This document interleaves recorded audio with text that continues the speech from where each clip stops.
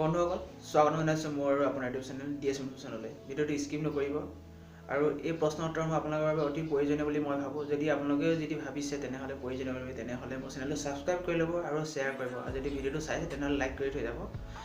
আহক এতিয়া আমি ভিডিঅ'সমূহ আৰম্ভ কৰোঁ।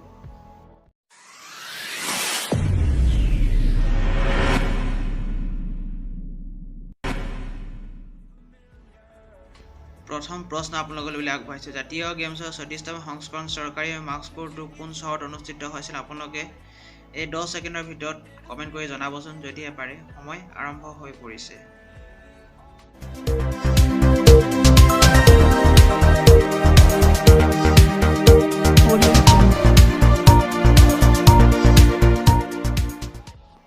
যদিহে আপোনালোকে শুদ্ধভাৱে ভাবিছে উত্তৰটো তেনেহ'লে পাঞ্জি হয়। আৰম্ভ হৈ পৰিছে লগে লগে দ্বিতীয় প্ৰশ্নটো।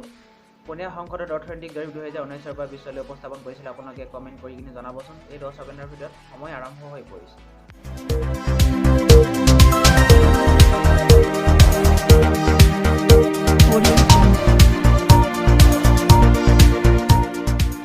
যদিহে আপোনালোকে শুদ্ধভাৱে ভাবিছে তেনেহ'লে নিৰ্মলা সীতাৰামা হয়।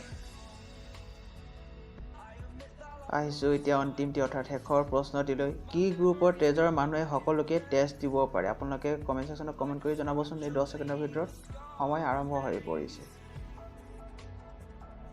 হয়, শুদ্ধ উত্তৰটো হৈছে অ' ব্লাড গ্ৰুপ। যদিহে মোৰ ভিডিঅ'টো চাই ভাল লাগিল তেনেহ'লে লাইক কৰিব, কমেণ্ট কৰিব আৰু ছাবস্ক্ৰাইব কৰিবলৈ নাপাহৰিব। এতিয়া অন্তিমলৈ আহিছোঁ অৰ্থাৎ শেষলৈ আহিছোঁ, যিটো আপোনালোকৰ বাবে আগবঢ়াইছোঁ এটা প্ৰশ্ন। আহকচোন আপোনালোকলৈ কি প্ৰশ্নটো আগবঢ়াইছোঁ।